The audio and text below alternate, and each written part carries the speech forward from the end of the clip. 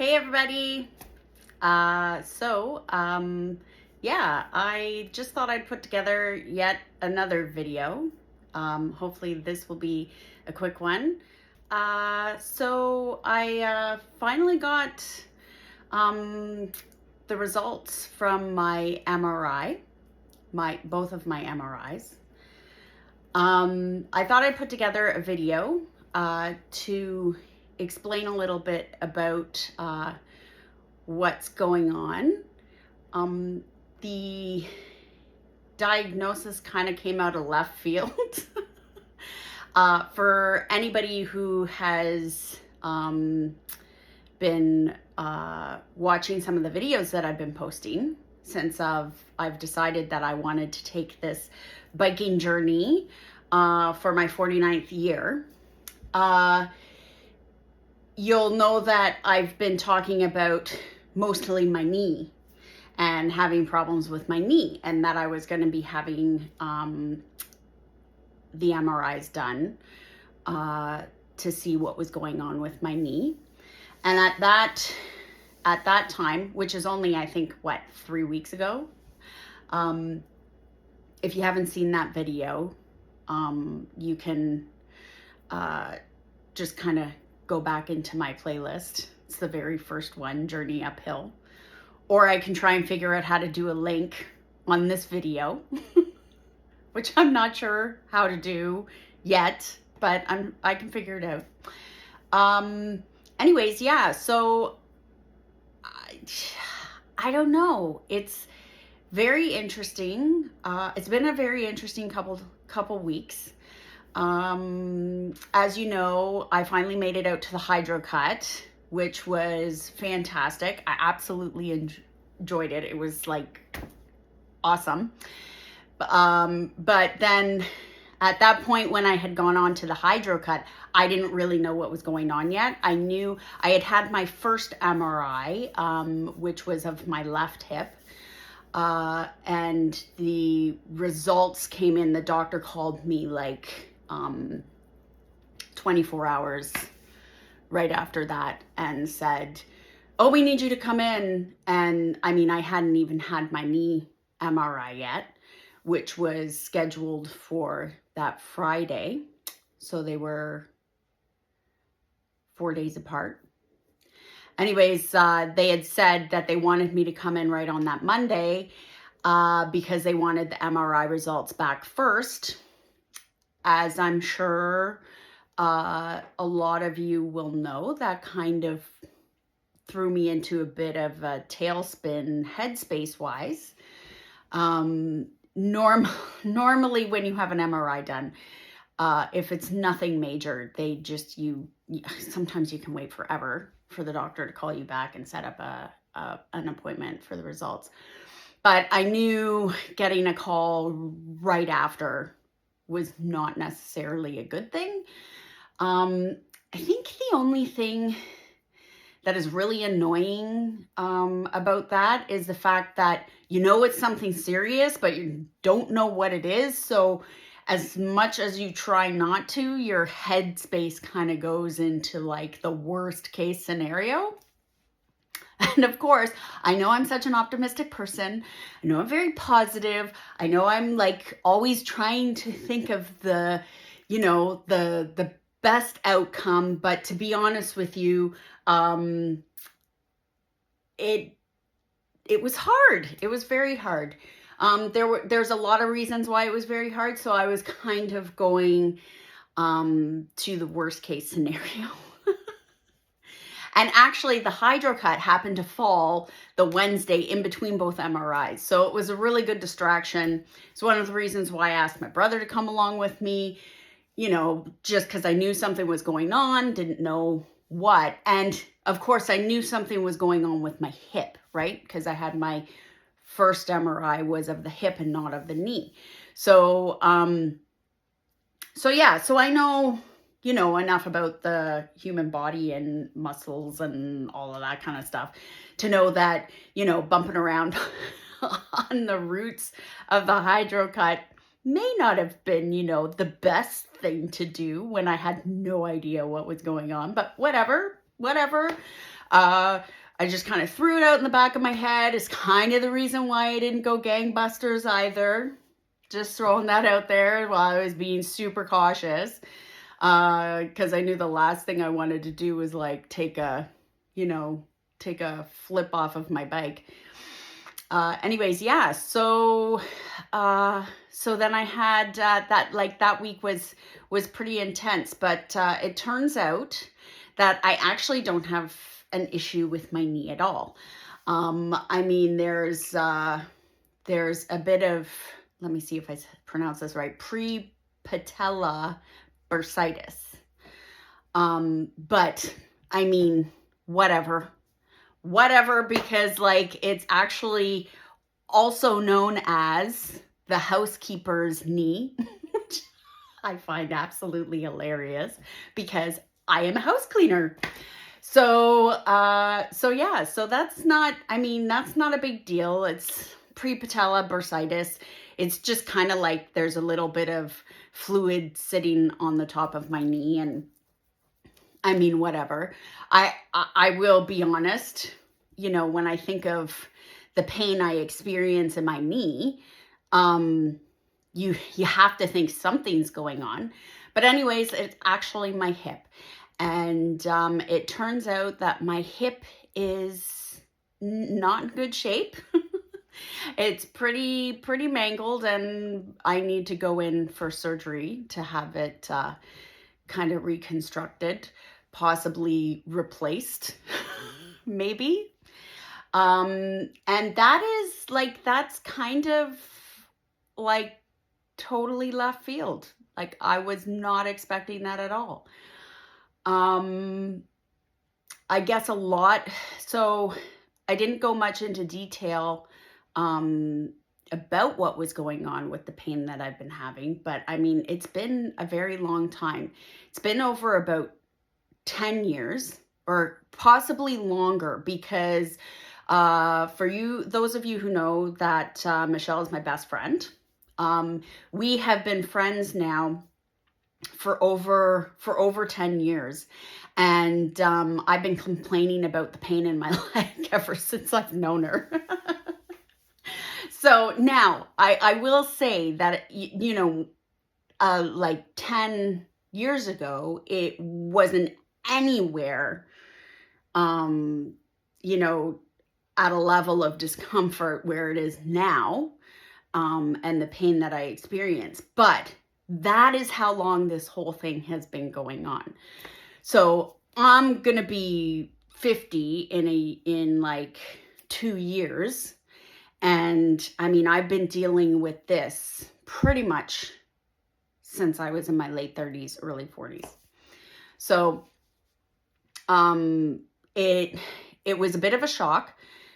Basically, to kind of put it in a nutshell and, understanding, at least for me, is that I have hip dysplasia, which doesn't come as a surprise to me once I found out what it was, because it explains a lot of the reason why I had problems with my walking gait, why walking was always more uncomfortable for me than running, and why I've like blown through so many orthotics in my life to try and correct, my walking gait and all that kind of stuff. Hip dysplasia, I don't believe I have. Obviously, I don't have it really badly, because I'm sure they would have diagnosed it when I was little and corrected it then. But I guess it's just enough of a difference.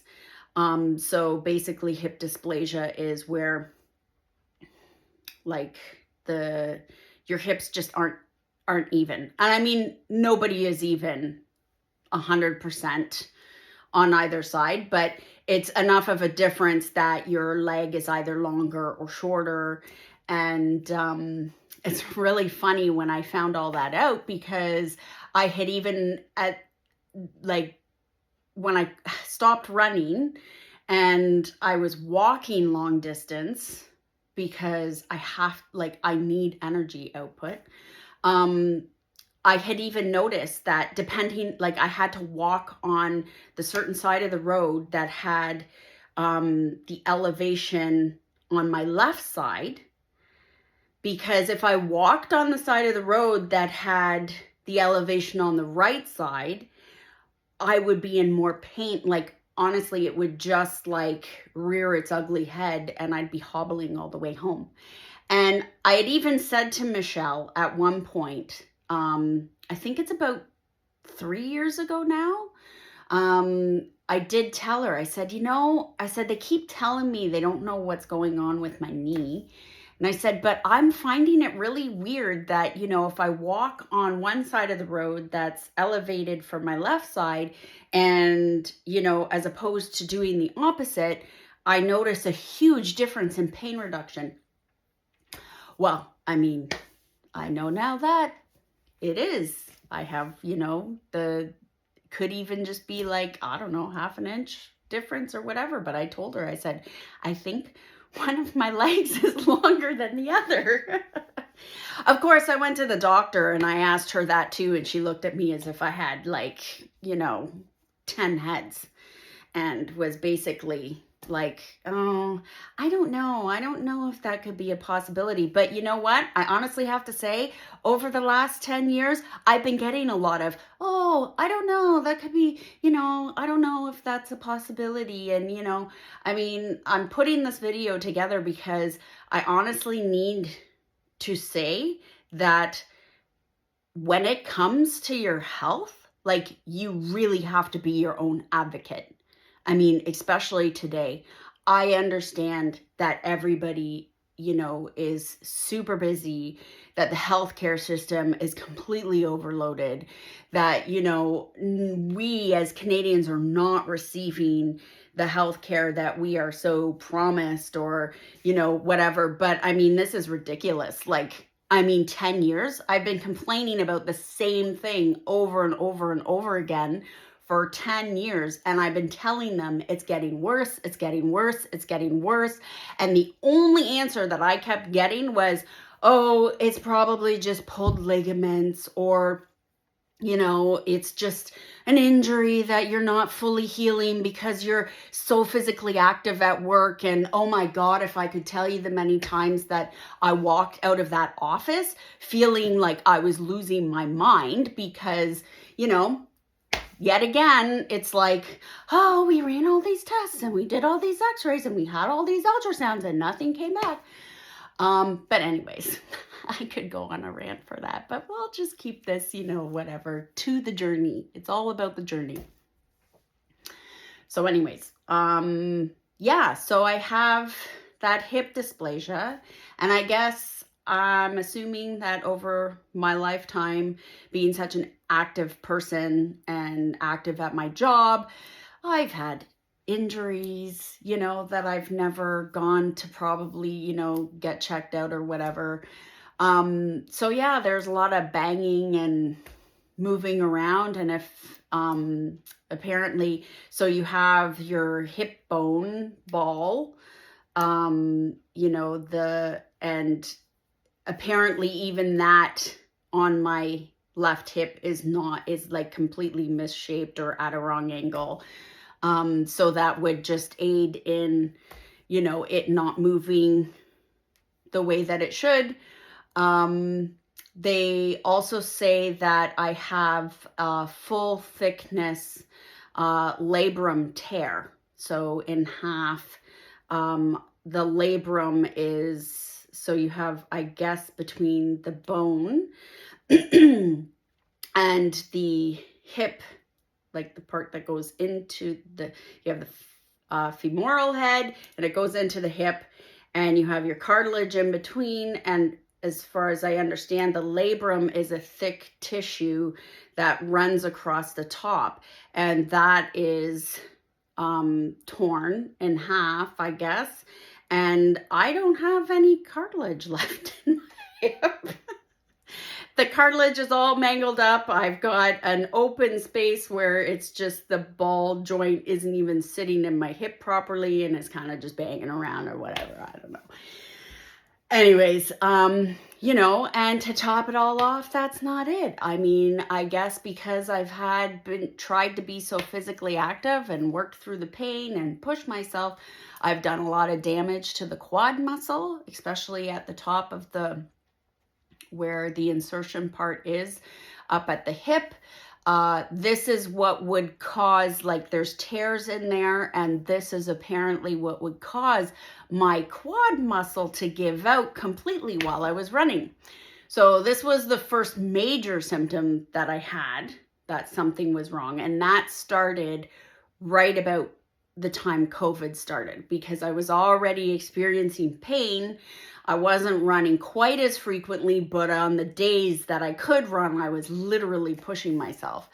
And yeah, I would just, as soon as my foot would hit the ground, that quad muscle would completely give out, and I would just like do like a little dance down the street.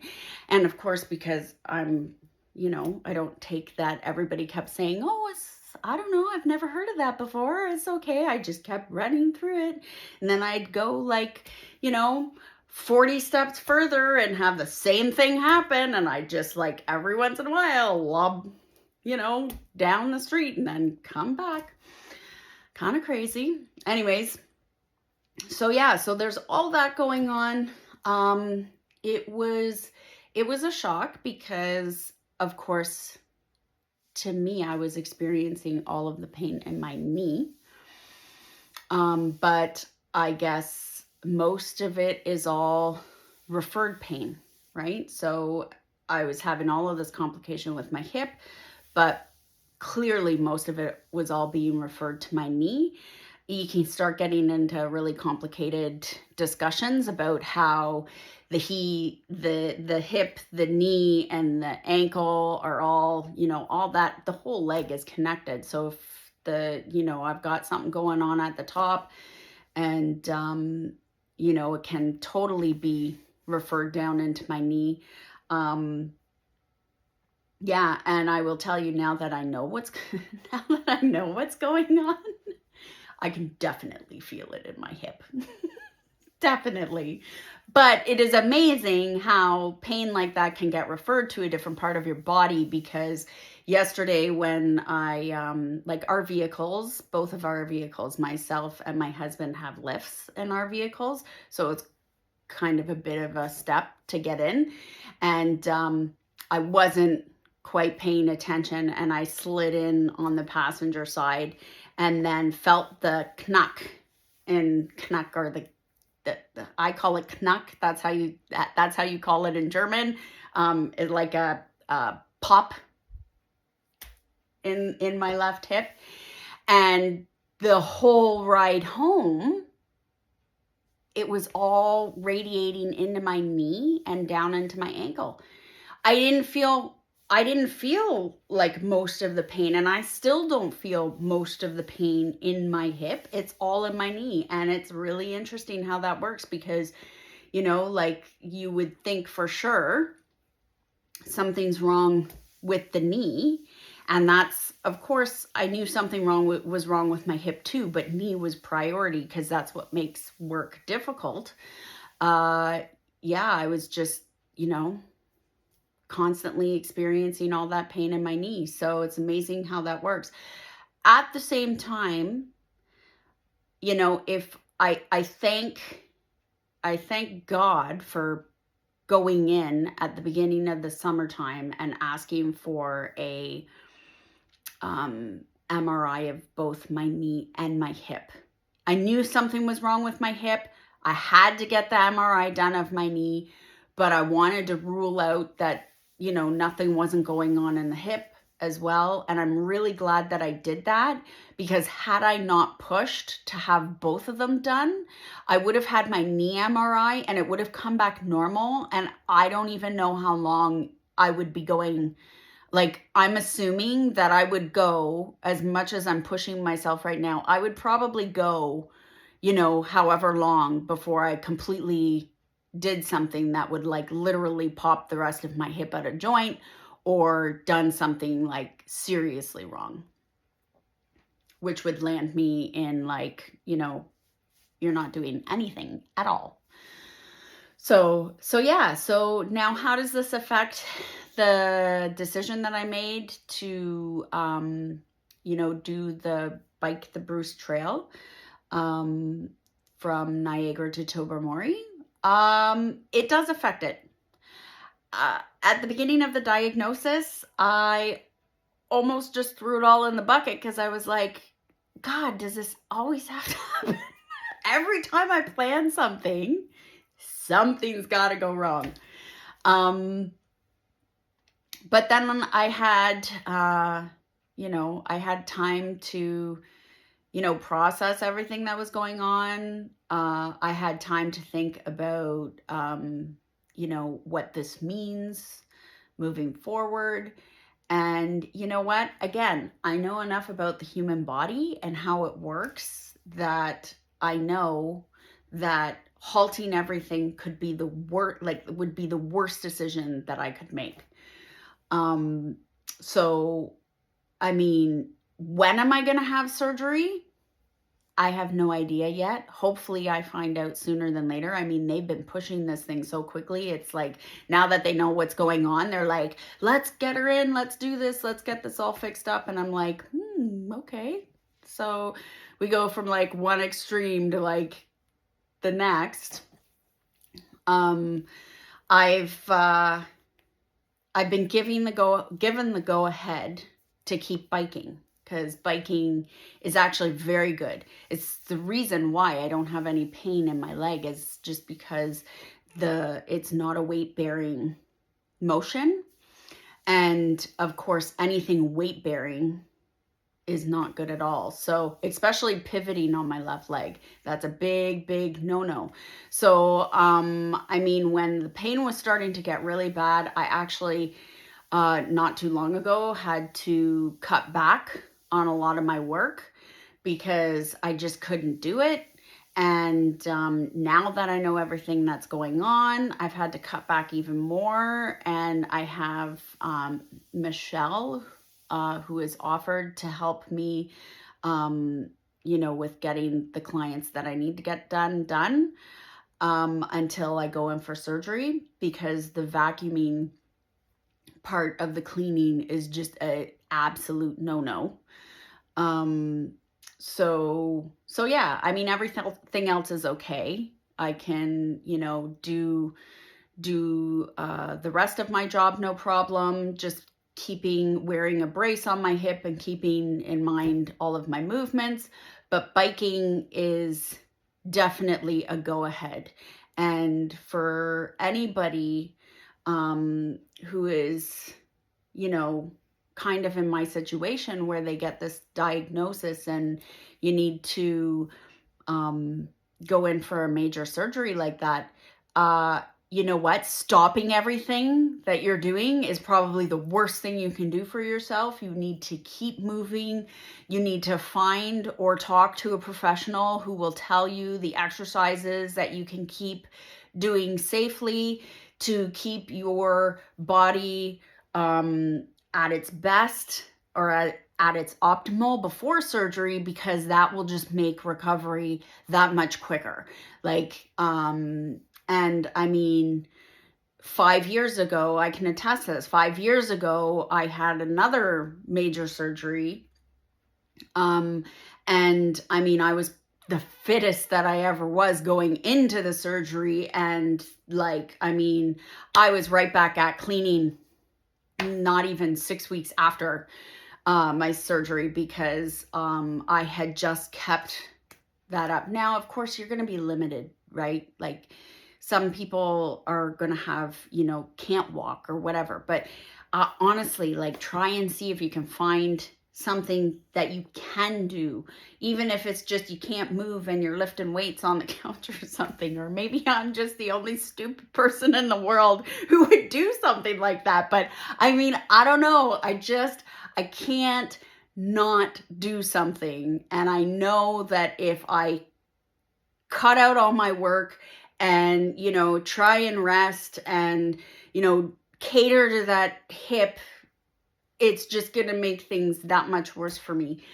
So So yeah, so I decided that no matter what I'm going through with this journey, the 900-kilometer bike ride, I'm going to go through with it. It may not look the way that I originally thought, because the Bruce Trail, a lot of it is non-accessible to bikes, which I kind of knew, but I didn't know exactly how much was non-accessible.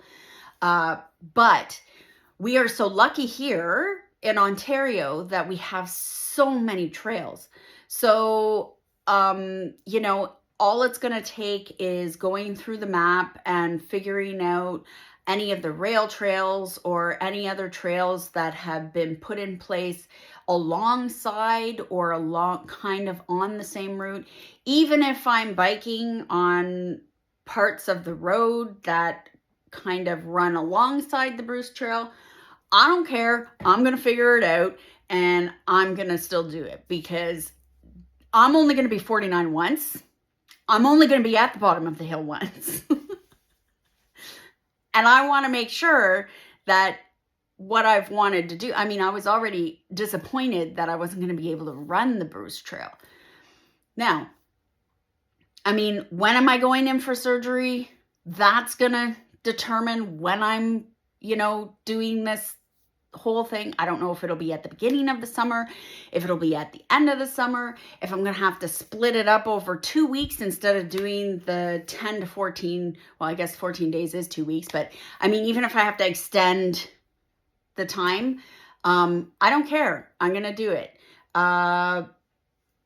Surgery, depending on where it falls, recovery is 6 weeks for something like that. And, you know, if I'm training right up until surgery date and then I do my recovery and I'm, you know, still trying to, you know, keep myself moving as much as possible. From what I assume, when you have hip surgery, they make you move right away afterwards. So that won't be a problem.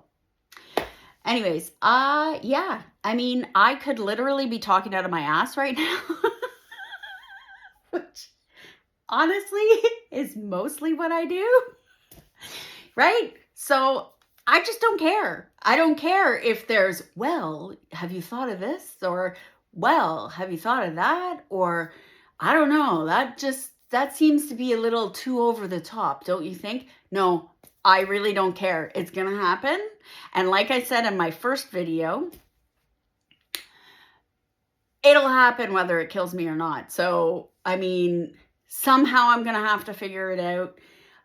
If it means that I have to walk part of the Bruce Trail or parts that are non-accessible for bikes, I don't care.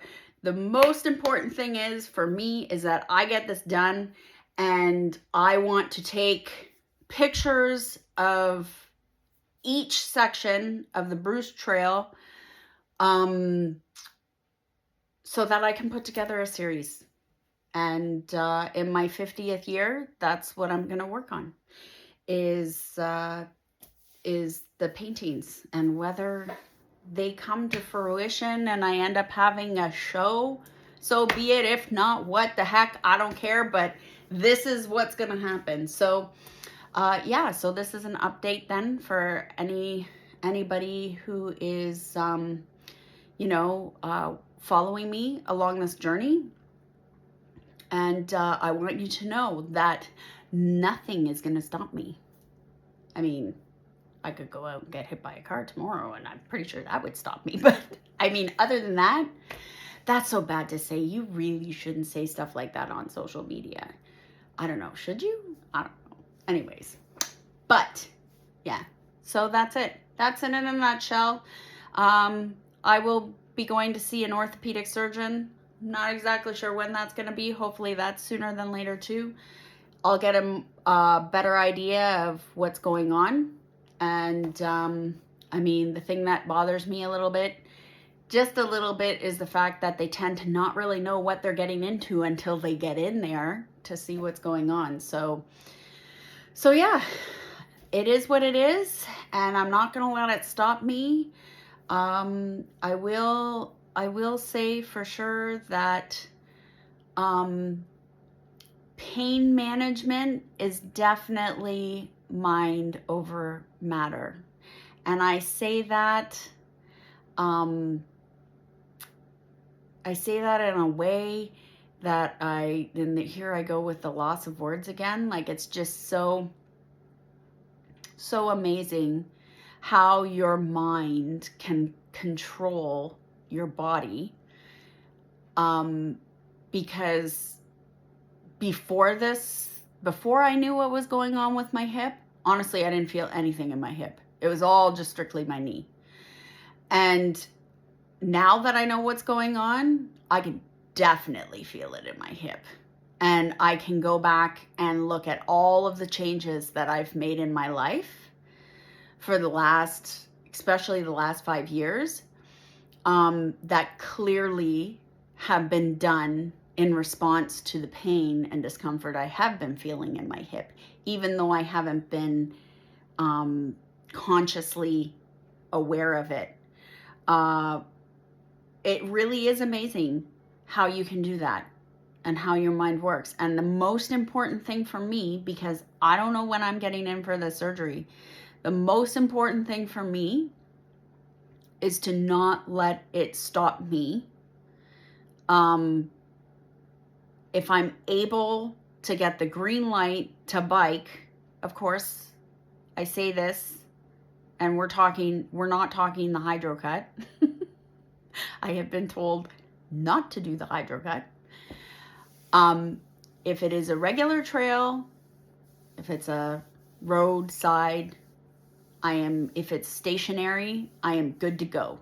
I am allowed to bike to my heart's content. So yeah, it's really important to understand that you can definitely use your mind to control your pain. And I would have never thought that that was possible until everything that's happened. And I'm not saying it's easy, because I mean, obviously, if you're in pain and you know you're in pain, it's really hard not to think that you're in pain. But, you know,